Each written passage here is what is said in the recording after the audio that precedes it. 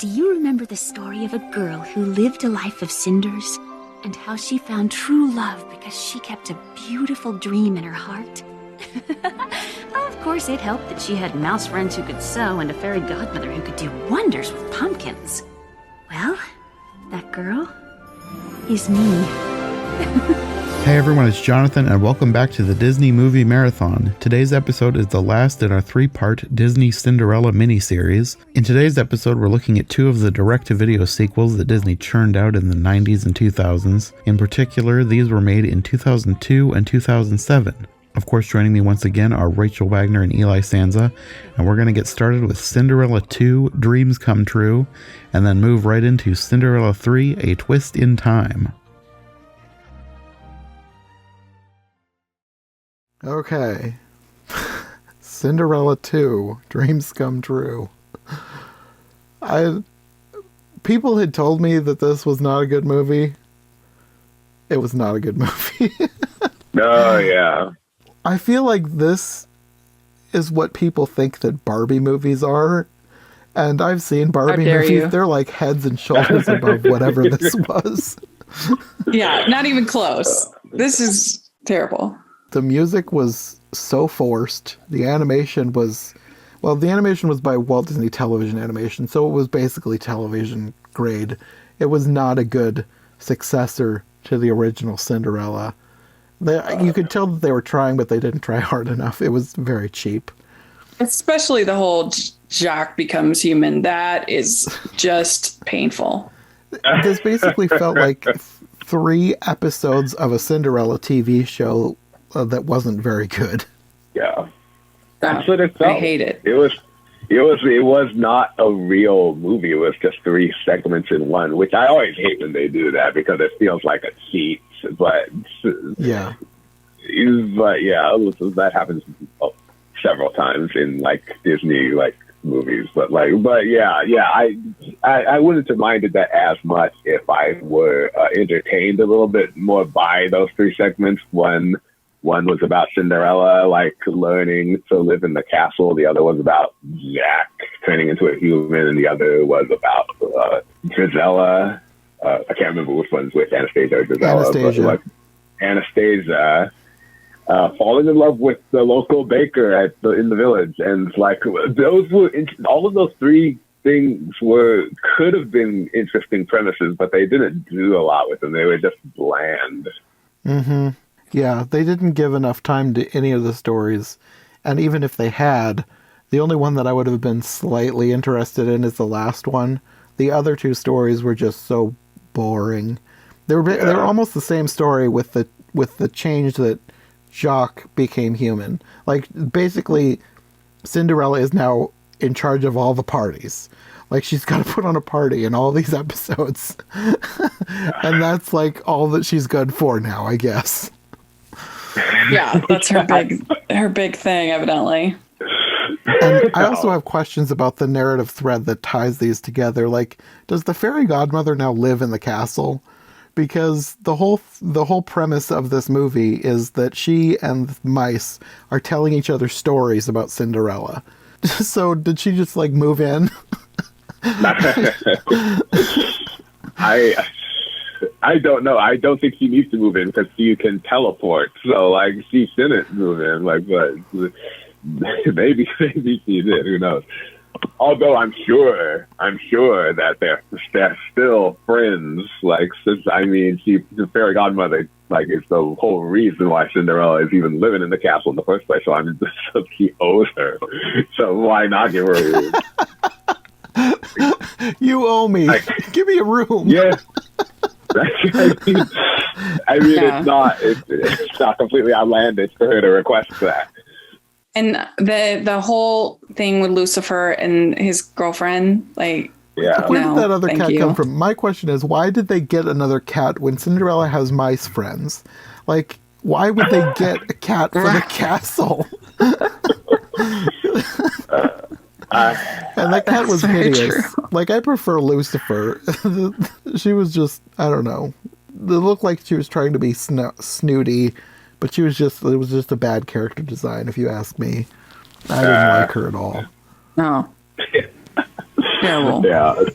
No, a lot of things about this movie were unmemorable, including like that, like love interest for Lucifer, and giving Lucifer a girlfriend cat and turning Jack into a human. These are all really like uncreative premises. This is like the kind of things that like I don't know, a kindergartner could come up with these plots. Like it's not. Yeah. The whole thing felt like bad fan fiction by like a 10-year-old. Yeah, and it would have made more sense for Gus to be insecure and get turned into a human, because Jacques was the one that was confident and bossing everyone around. Like, he didn't need to get turned into a human. It was terrible. Yeah, I hate it. Yeah. Yeah.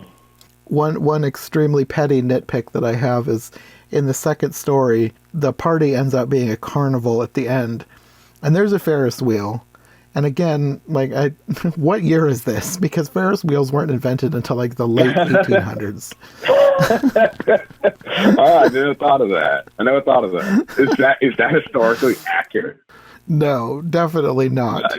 And also the whole thing about the elephant and mice. That was so ridiculous. Elephants are afraid of mice, so apparently Jacques can control what the elephant does, and that's why he wants to become a mouse again. It was so dumb. Oh, God. Yeah, this is one of the worst. It's not the worst. I think the worst of the cheap quills is The Hunchback of Notre Dame 2 is an abomination. I still haven't seen that one either. My least favorite of the cheap quills, like Cinderella 2 is down there. I also didn't like the Little Mermaid 2. I thought the Little Mermaid 2 was really poorly done, and I also didn't like the Lion King 2. Oh, really? So I'd say the Lion King 2 is one of the more tolerable ones, but also the Fox and the Hound 2 is so bad. It's a mid-quill, so it's supposed to take place in the middle of the movie while, because there's that break in Fox and the Hound, and they go to like a carnival and meet up with Reba McEntire dog. It was really bad.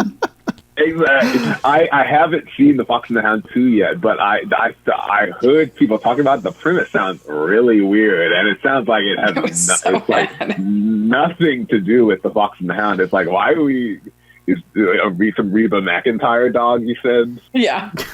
That's a completely different.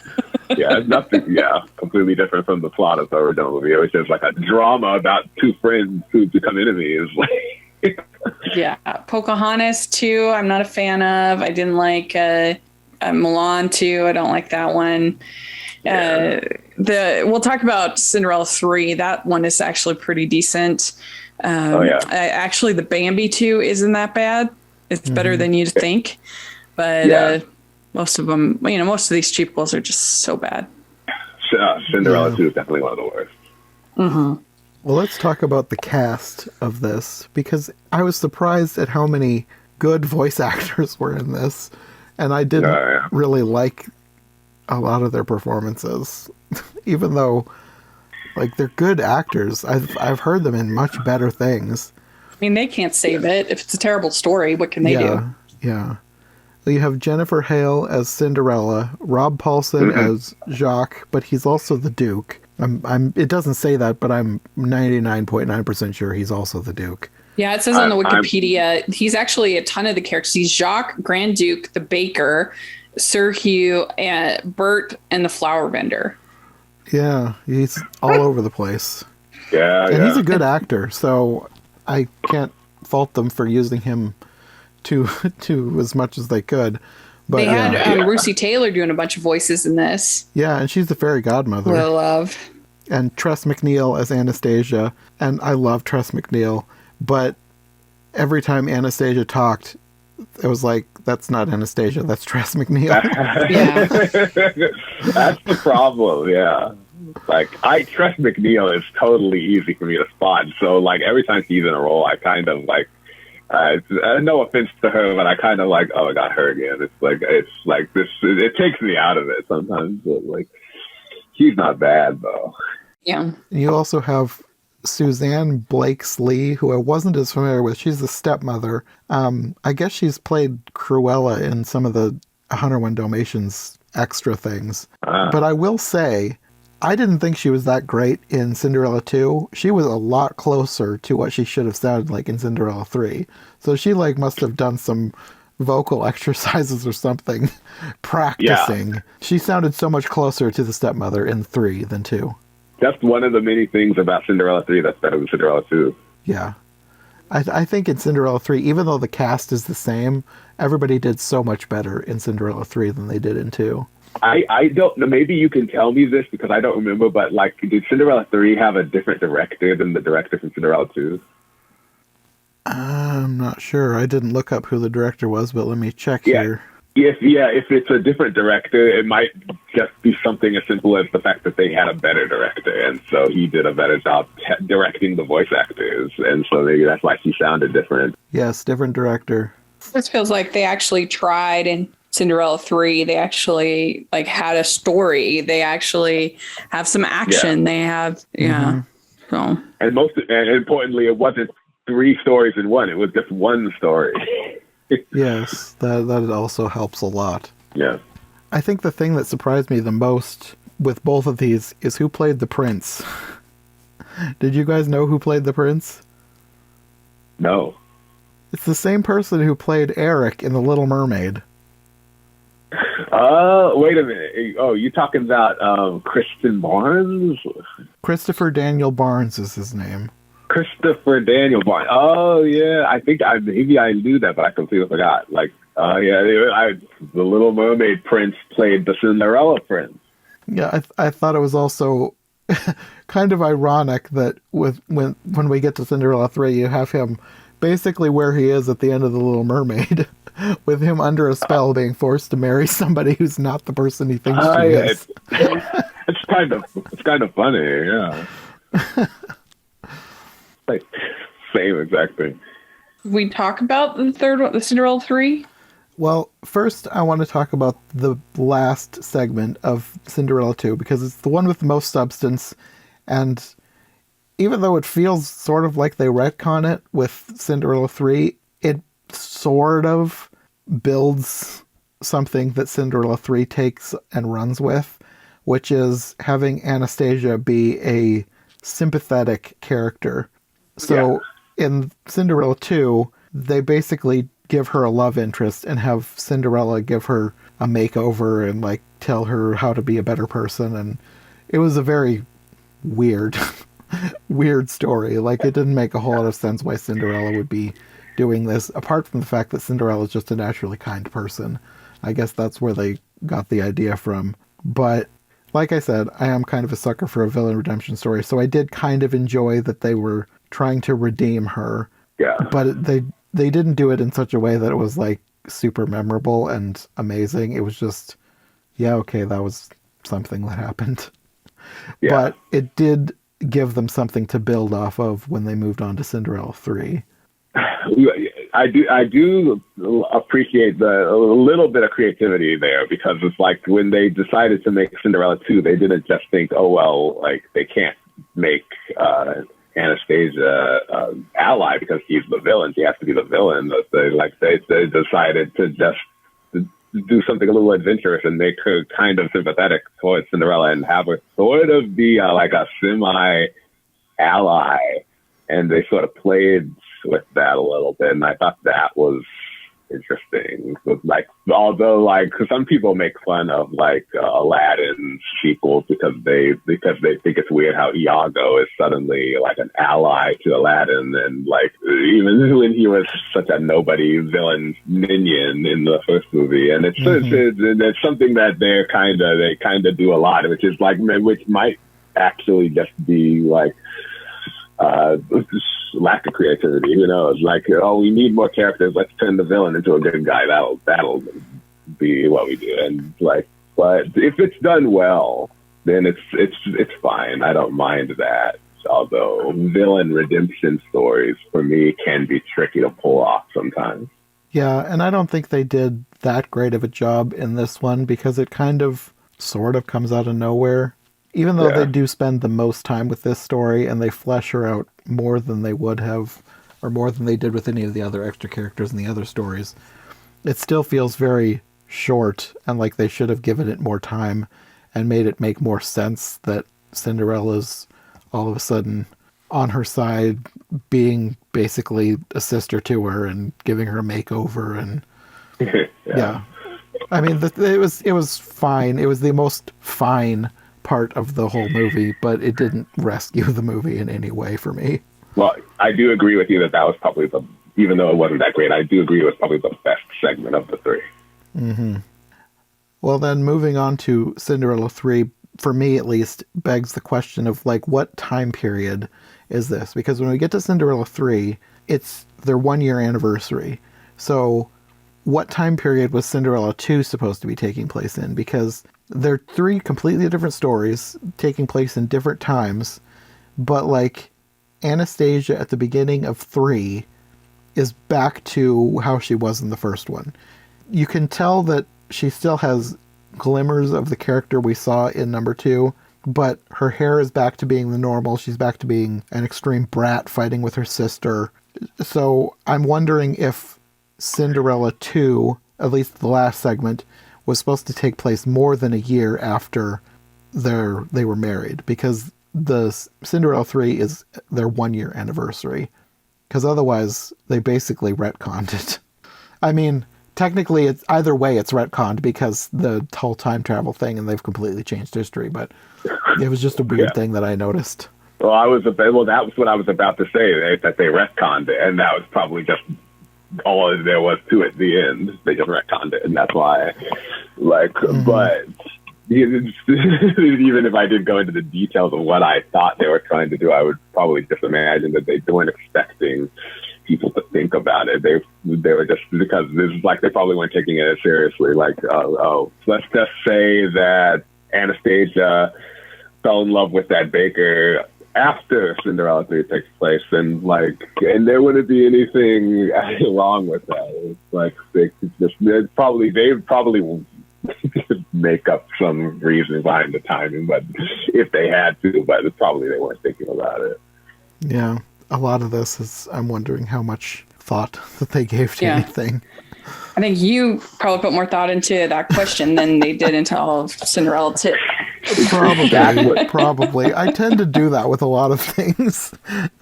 It's like, I mean, I'm the kind of person who thinks about stuff like that too. Actually, I think about like the logic of this. Where does this take place? This doesn't make sense in this timeline. I think about stuff like that a lot, but I usually suppress that because I think that I'm probably thinking about it more than the filmmakers are, and so at that point, it's like, okay, this is pointless. Yeah, that's I feel. I guess I didn't ask this about Cinderella 2, but with both of these, when did you guys first watch these? Because I didn't watch these until just now for this podcast. I can't remember. I think it might have been my second canon watch that I was doing for my channel. I did a video on the Cinderella 2 and 3, and I think that's my first time I watched both of them. I might have seen 3 sooner because people said it was good, but I can't remember.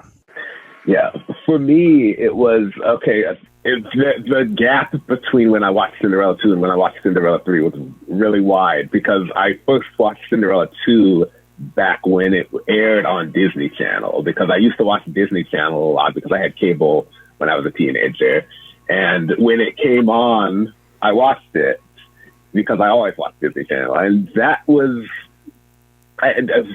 when I first watched it, I didn't think it was as bad as I think it is now. I think because I was less, you know how you are when you're a kid, you're less sentimental about some things. And so I thought it was okay, but I rewatched it on Disney Plus recently, and that was when I got to the opinion that I have now, where I thought it was, now that I can think critically, now I'm thinking, this is really bad. But I also never watched Cinderella 3 until I watched it on Disney Plus, because I never got around to it. So after I watched Cinderella 2, I watched Cinderella 3. And I heard people say that I actually heard Rachel talk about Cinderella 3 before I watched it a long time ago. And she told me that it was it felt like it was actually trying to be a good story. Unlike Cinderella 2, it felt like it was actually decent. And I heard other people say it was like good too. And I finally watched it on Disney Plus, and I thought it was.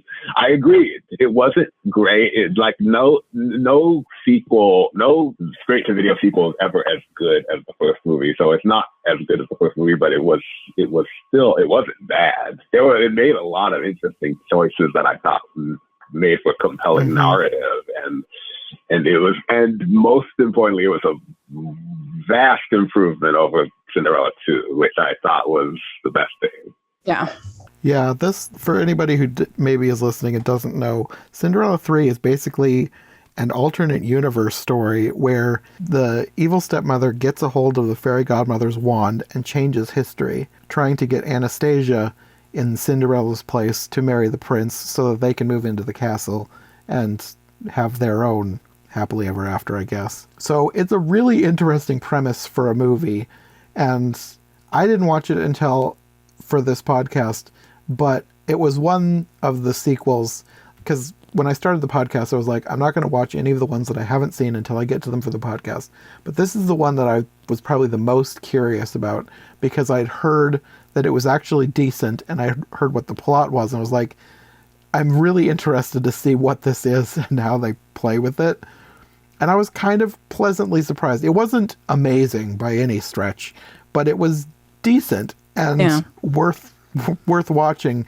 I don't think it was worth making as far as like as an actual successor to the original Cinderella. I don't think this needed to have been made at all. But as long as they're going to make something, I think that they did the best that they could and put their own weird spin on it that I actually kind of enjoyed, because it was such a weird premise for a Cinderella story.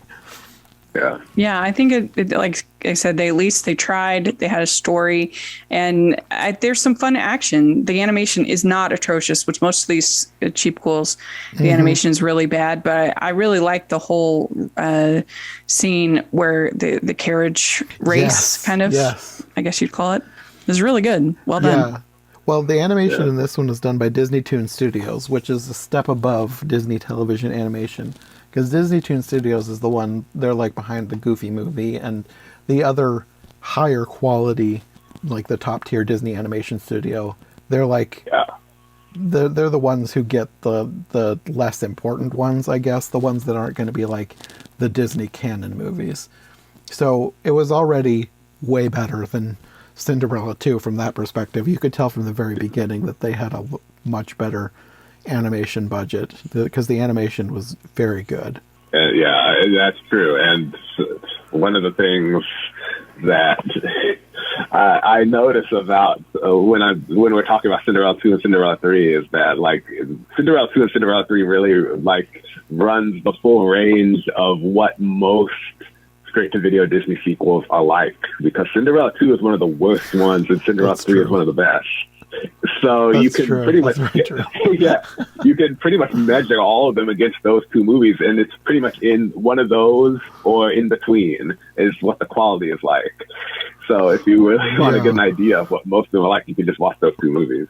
Is this sequel a Cinderella 2 or a Cinderella 3? Yeah, where on that scale? Yeah. Yeah. If somebody asks you, if somebody asks you about the Hunchback of Notre Dame 2, and they say, is it a Cinderella 2 or is it a Cinderella 3? What's it like? That's a good question you can ask. I will say, even though I enjoyed a lot of it, that there was a lot of stuff in here that, like I was talking about, it's probably me being too picky, thinking too hard about things. But I have questions about how the magic works and why it worked in the way that it did. Because, well, for starters... Just the wand? Yeah, the wand, apparently, at the beginning it's established that you need to say bibbidi-bobbidi-boo for the wand to work. But then later on in the movie, people are just using it willy-nilly to do whatever they want. And then you also have the thing with the fairy godmother. When she comes looking for the wand, Anastasia accidentally turns her into a statue. However, after the stepmother gets a hold of the wand, she turns back time. So why didn't the fairy godmother get unstatued when she turned back time? And why couldn't she come and take the wand from her? Then I also have the question, in the first movie, it's established that the fairy godmother, while she does have all these fabulous powers, there is a limit to what this magic can do, and it can only last so long. So why didn't the magic... I mean, I guess that is a big question. The movie doesn't stretch over weeks and weeks and weeks, so maybe the magic would have worn off given enough time, but... It's not by midnight. Yeah, why didn't anything really come to an end? There was a couple of things that did seem to end by themselves, because at one point Lucifer is turned into that carriage driver. He spontaneously changes back for no reason after he falls in the water. And then if you watch through the credits, at the end of the movie, Drizella and the stepmother are turned into toads. If you watch through the credits, they turn back. They're like in their dungeon or whatever, or they're supposed to be sweeping up. They turn back into humans and they're wearing rags and they're like screaming. So that wore off for them. So I'm just wondering how all of this magic was supposed to stick.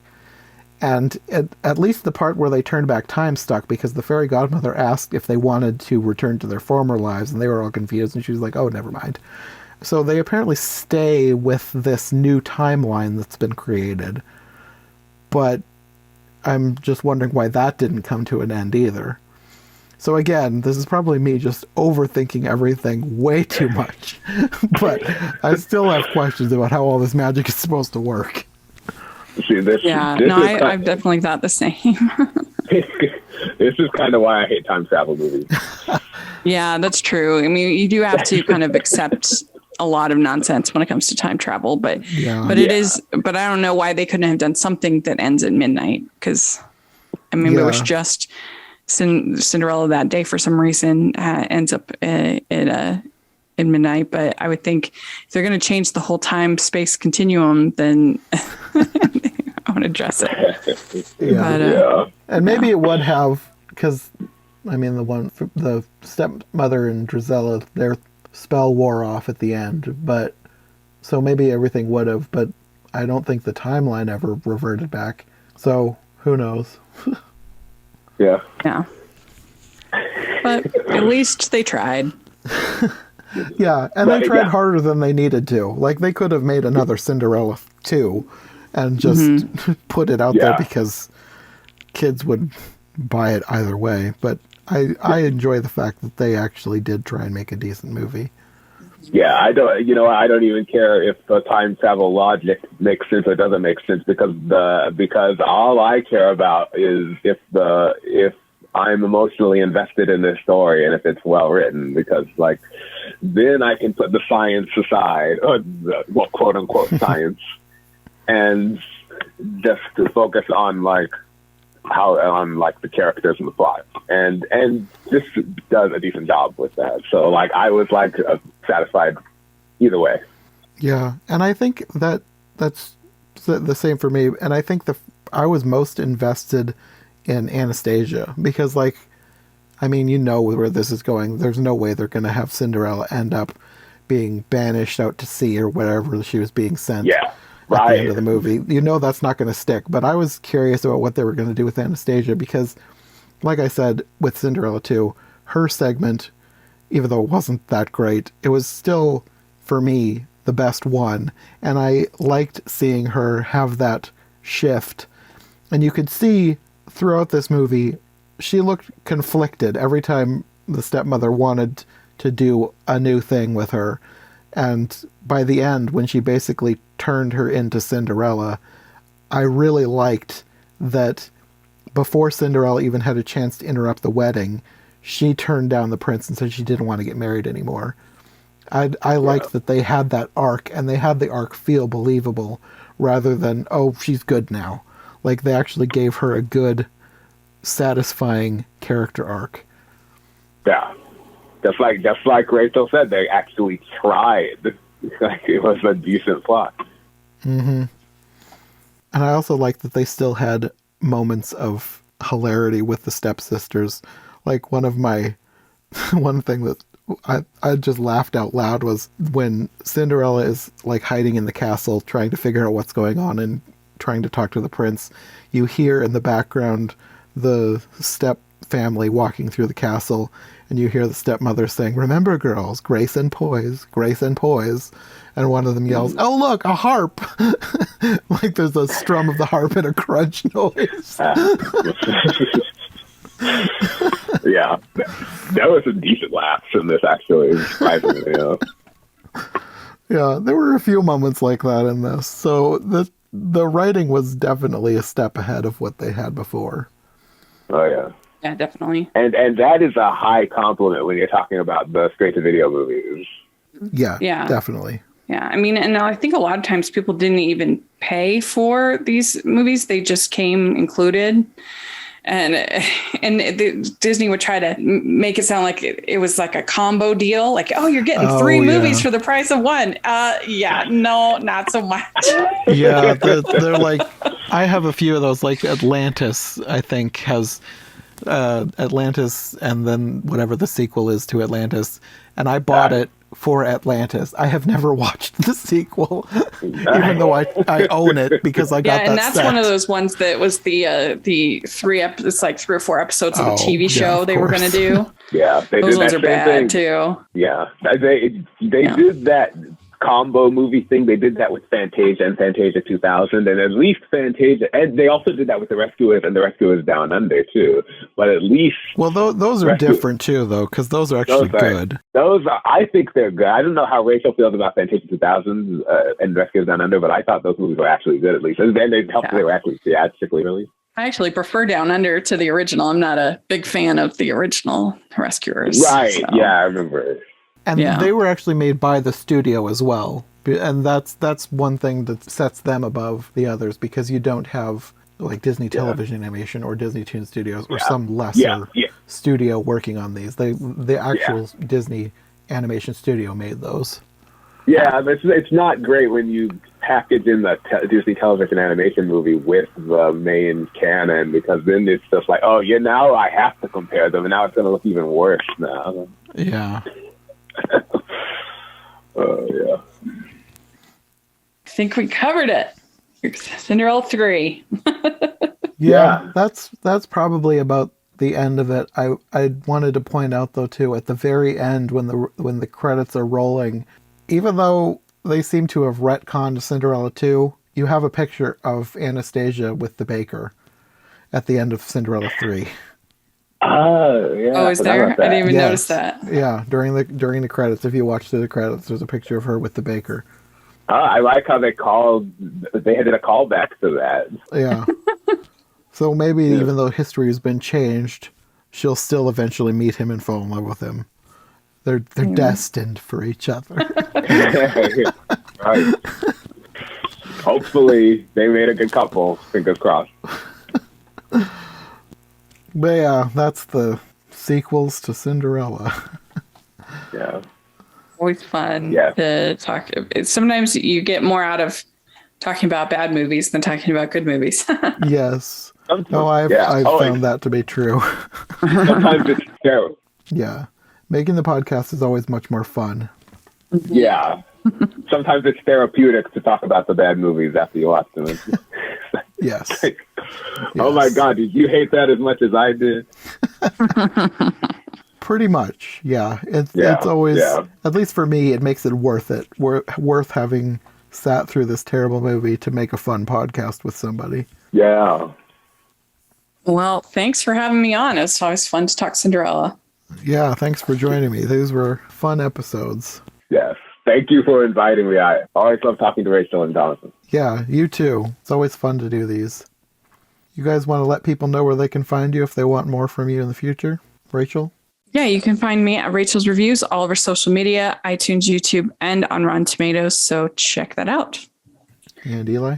Yeah, you can find me mostly on Twitter. I'm at eJunkie2014, and I also have a blog called Entertainment Junkie Blog, and the website is ejunkie.blog.com, where I go more in depth about the history of entertainment.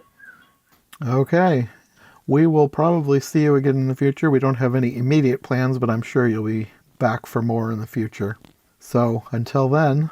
Thanks. Bye.